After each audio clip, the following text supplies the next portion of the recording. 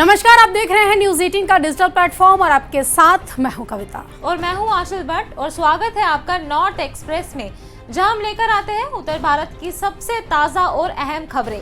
आज का वीडियो खास है क्योंकि हम बात करेंगे जम्मू कश्मीर, लद्दाख और हिमाचल प्रदेश के हालात की।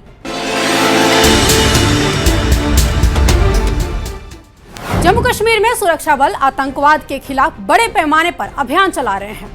डोडा, किश्तवाड़, उधमपुर और पुंछ जैसे इलाकों में बड़े पैमाने पर आतंकी सक्रिय हैं, जहां पे ऑपरेशन अभी ये चलाया जा रहा है। साथ ही राजनीति में भी उथल पुथल मच गया है। 13 जुलाई यानी आज को लेकर लद्दाख को राज्य का दर्जा देने को लेकर राजनीतिक सियासत वो तेज हो गई है।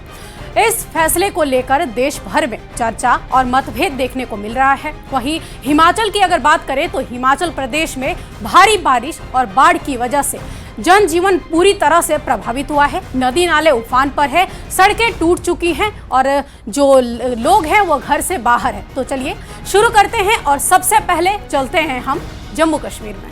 भारतीय सेना जम्मू कश्मीर पुलिस ने जम्मू क्षेत्र में एक बड़ा संयुक्त एंटी टेरर ऑपरेशन शुरू कर दिया है। सेना की 16 कोर के अंतर्गत आने वाले कई इलाकों में एक साथ कई आतंकवाद विरोधी अभियान चलाए जा रहे हैं। सूत्रों के अनुसार डोडा जिले के गंडो, किश्तवाड़ के छतरू, उधमपुर के बसंतगढ़ और पुंछ जिले के डेरा की गली इलाकों में तलाशी अभियान जारी है। सुरक्षा बल इन इलाकों में छिपे आतंकियों की मौजूदगी की पुख्ता जानकारी के आधार पर सघन सर्च ऑपरेशन चला रहे हैं। जानकारी के मुताबिक जम्मू क्षेत्र में फिलहाल 40 से 50 आतंकियों के सक्रिय होने की आशंका है। इन्हें निष्क्रिय करने के लिए सेना के शीर्ष अधिकारी खुद जमीन पर हालात की निगरानी कर रहे हैं। इन ऑपरेशंस में भारतीय सेना, जम्मू कश्मीर पुलिस, सीआरपीएफ और अन्य एजेंसियों की टीमें समन्वय में काम कर रही है। पूरे क्षेत्र में सुरक्षा व्यवस्था को हाई अलर्ट पे रखा गया है और संदिग्ध गतिविधियों पर कड़ी नजर रखी जा रही है। 13 जुलाई 1931 में मारे गए लोगों को लेकर जम्मू कश्मीर में सियासी तनाव एक बार फिर से उभर कर सामने आया है। पीडीपी और नेशनल कॉन्फ्रेंस और अपनी पार्टी ने आरोप लगाया है कि उनके कई वरिष्ठ नेताओं को नजरबंद किया गया है ताकि वो श्रीनगर स्थित कब्रगाह जाकर श्रद्धांजलि ना दें। वहीं पीडीपी का आरोप है कि पीडीपी मुख्यालय की ओर से जाने वाले सभी रास्तों को सील कर दिया गया है, जबकि शहर के संवेदनशील इलाकों में भारी संख्या में पुलिस और केंद्रीय बलों की जो तैनाती है वो की गई है। वहीं पीडीपी प्रमुख महबूबा मुफ्ती ने एक्स पर पोस्ट किया। उन्होंने कहा कि जिस दिन आप हमारे नायकों को अपना मानेंगे उसी दिन दिल की दूरी खत्म हो जाएगी। उन्होंने आरोप लगाया कि उनके कई नेताओं को हिरासत में लिया गया है जो कब्रगाह की ओर जा रहे थे। वहीं उमर अब्दुल्ला ने लिखा कि घरों को बाहर से लॉक करना, पुल बंद करना और कब्रगाह जाने से रोकना लोकतंत्र के खिलाफ है। मैं नहीं समझ पा रहा हूं कि सरकार किस बात से डर रही है। तो चलिए अब हम चलते हैं लद्दाख में, जहां तिब्बती धर्मगुरु दलाई लामा का भव्य स्वागत किया गया है। और कल तिब्बती धर्मगुरु दलाई लामा 1 माह के प्रवास पर लद्दाख के लेह पहुंचे। उनके आगमन पर लेह एयरपोर्ट से लेकर जीवितस्थल तक पूरे शहर में उत्सव जैसा माहौल देखने को मिला। पारंपरिक धुनों पर नाचते अनुयायियों ने उनका भव्य स्वागत किया। हजारों लोग सड़क किनारे हाथों में गुलदस्ते और तिब्बती ध्वज लिए हुए खड़े थे। दलाई लामा ने हाथ उठाकर सभी को आशीर्वाद दिया और लोग श्रद्धा से शीश नवाते हुए खड़े रहे।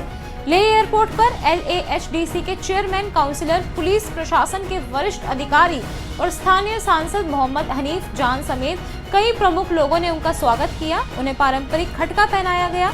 इसके बाद सुरक्षा व्यवस्था के बीच अपने निवास स्थान जिवेसल पहुंचे, जहां भी भिक्षुओं और अनुयायियों ने उनका पारंपरिक तरीके से स्वागत किया और विशेष प्रार्थना का आयोजन किया गया। दलाई लामा के सम्मान में लेह में मीट की दुकानें तक बंद कर दी गई। रंग बिरंगी पारंपरिक पोशाकों में सजे लोग खुशी और श्रद्धा से झूमते नजर आए। ऐसा प्रतीत हो रहा था कि मानो पूरी लेह दलाई लामा के स्वागत में एकजुट हो गया है। लद्दाख को राज्य का दर्जा और 6ठे शेड्यूल की मांग को लेकर केंद्र सरकार से बातचीत कर रही लद्दाख एपेक्स बॉडी और हाई पावर कमेटी में गंभीर मतभेद सामने आए हैं। लेह एपेक्स बॉडी के चेयरमैन और भाजपा के पूर्व सांसद थूपस्तान छिवांग और कांग्रेस नेता रिजगिन जोरा ने हाई पावर कमेटी से इस्तीफा दे दिया है। छिवान ने एपेक्स बॉडी से भी त्यागपत्र दे दिया है, जबकि जोरा जो हैं वो केवल हाई पावर कमेटी से ही हटे हैं, लेकिन एपेक्स बॉडी में वो सक्रिय रहेंगे। सूत्रों के मुताबिक अगर माने तो केंद्र से बातचीत के तरीके और जो एजेंडे को लेकर कमेटी में मतभेद है। कुछ सदस्यों पर निजी एजेंडे आगे बढ़ाने और मुख्य मुद्दों को नजरअंदाज करने के आरोप लगे हैं। छिवांग ने कहा कि वो अब राजनीति में नहीं बल्कि निजी हितों में प्रतिस्पर्धा वाले माहौल से खुद को अलग रखना बेहतर समझते हैं। वहीं जोरा ने कहा कि वो हर उस ताकत का विरोध करेंगे जो लद्दाख की मांगों के आड़े आए हैं। 4 महीने पहले लद्दाख के साथ बातचीत हुई थी, लेकिन जून में प्रस्तावित बैठक नहीं हो पाई थी। अब अगली बैठक में लिए गए केंद्र के निमंत्रण का इंतजार है। इसी बीच सोनम वांगचुक ने 15 जुलाई से अनशन की चेतावनी दे दी है। एक तरफ जहां लद्दाख में तिब्बती धर्मगुरु दलाई लामा के आगमन पर खुशी और उत्साह का माहौल है, वहीं दूसरी तरफ देश का एक राज्य तबाही के साए में है। हम बात कर रहे हैं हिमाचल प्रदेश की, जहां तबाही से अब तक 92 लोगों की मौत हो चुकी है, जबकि 33 लोग अभी भी लापता है।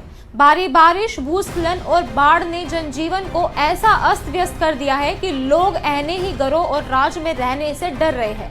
कई सड़कें बंद हैं, गांव के गांव टापू बन चुके हैं और राहत बचाव कार्य जारी है।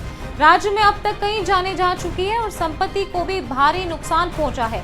आइए रुख करते हैं हिमाचल प्रदेश का, जहां लोग इस समय मदद और राहत की आस में हैं। हिमाचल प्रदेश में एक बार फिर मानसून सक्रिय हो गया है और इसका असर राज्य के 10 जिले में देखने को मिला है। मौसम विभाग ने ऊना, बिलासपुर, हमीरपुर, चंबा, कांगड़ा, कुल्लू, मंडी, शिमला, सोलन और साथ ही सिरमौर में 5 जुलाई तक भारी बारिश का येलो अलर्ट जारी किया है। विशेष रूप से मंडी, शिमला, सोलन और सिरमौर जिले में आज और 14 जुलाई को भारी बारिश की संभावना है। बारिश ने मंडी जिले में सबसे ज्यादा तबाही मचाई है।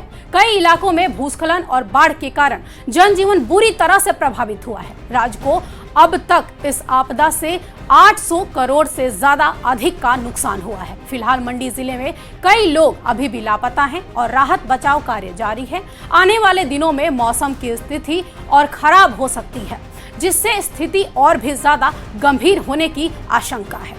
हिमाचल प्रदेश में आपदा के बीच मुख्यमंत्री सुक्खू ने अपील की है कि लोगों से आपदा राहत कोष में दान करने की अपील की गई है। इसे लेकर सीएम ने एक लेटर जारी किया है, जिसमें लिखा गया है कि प्रदेश में आई आपदा से मंडी पूरी तरह से प्रभावित है।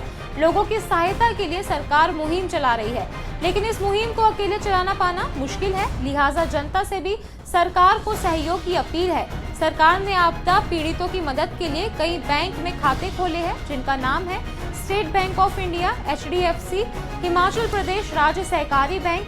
सीएम ने अपील की है कि लोग इन बैंकों में अपना सहयोग राशि नकद, चेक या ड्राफ्ट के जरिए जमा कर सकते हैं। चलिए अब हम आपसे विदा लेते हैं, फिर मिलेंगे अगले हफ्ते। तब तक के लिए देखते रहें न्यूज़ 18 का डिजिटल प्लेटफॉर्म और आपके साथ मैं हूं कविता। मैं हूं आंचल। धन्यवाद।